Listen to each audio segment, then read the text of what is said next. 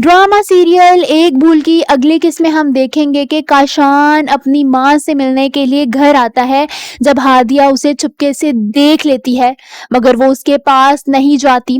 वो उसको बस देखकर ये सोचती है कि काशान तुम कितने बदनसीब हो जिससे अपनी माँ की भी कोई कदर नहीं, क्योंकि वो जानती है कि काशान का रवैया उसके साथ साथ उसकी माँ के साथ भी ठीक नहीं है।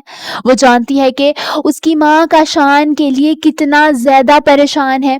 वहीं काशान अपनी माँ से मिलता है जो कि उसे समझाती है कि तुम ये सब कुछ छोड़ क्यों नहीं देते, तुम ये सब कुछ करके अपना ही नुकसान कर रहे हो, इस रास्ते से हट जाओ क्योंकि इस रास्ते में सिर्फ और सिर्फ शर्मिंदगी है। काशान उसकी बात को सीरियस ना लेते हुए कहता है कि मैं बस अपना ख्वाब पूरा कर रहा हूँ, ताकत और पैसे के नशे में जीने का ख्वाब, और मुझे कोई भी रोक नहीं सकता। काशान की माँ उसे दुख से देखने लगती हैं, जैसे उन्हें अपनी ही तरबियत पर अफसोस हो रहा हो। वहीं बतूल के वालिदैन सरवत बेगम के पास जाने का फैसला करते हैं ताकि आशिर और बतूल की तलाक करवा सकें और बतूल की शादी साहिल से करवा सकें। ये सुनकर साहिल उनसे कहता है कि आप ये सब कुछ क्यों कर रहे हैं, जिस पर बतूल के वालिद यानी सिराज अहमद कहते हैं कि हम जो कुछ भी कर रहे हैं बतूल के लिए कर रहे हैं और बहुत ज्यादा सोच समझ कर रहे हैं, मैं अपनी गलती सुधारना चाहता हूँ। जिस पर साहिल कहता है कि क्या बतूल भी ऐसा ही चाहती है, अगर वो ऐसा नहीं चाहती तो आप सब कुछ क्यों कर रहे हैं, उसकी मर्जी के खिलाफ कुछ भी ऐसा ना करें। ये सब कुछ सुनकर बतूल के वालिद खामोश हो जाते हैं।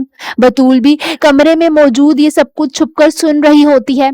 दूसरी तरफ काशान की माँ स्कूल में बतूल के पास आती हैं और उनके पास बैठ जाती हैं और कहती हैं कि कौन सी माँ ये चाहेगी कि उसका अपना बेटा मुआशरे के लिए नासूर बन जाए।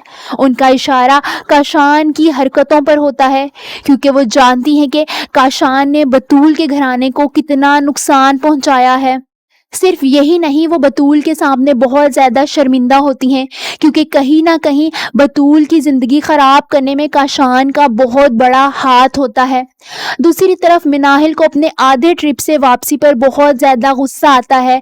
उसे गुस्सा होता है कि उसकी नंद ने क्यों फोन करके आशिर को वापस बुला लिया। वो गुस्से में अपने कमरे में जाती है और चीजें इधर उधर पटकने लगती है। थोड़ी देर बाद आशिर भी कमरे में आता है तो वो तंजिया से आशिर को कहती है कि कहाँ है तुम्हारी मॉम, जिंदा है या मर गई। जिस पर आशिर को बेतहाशा गुस्सा आता है। वो मिनाहिल को कहता है कि तुम अपनी बकवास बंद करो। मिनाहिल खामोश हो जाती है। आप सबको क्या लगता है, क्या आशिर मिनाहिल से तंग आ जाएगा और क्या उसे बतूल की कदर हो जाएगी? कमेंट्स में अपनी राय का इजहार जरूर कीजिए।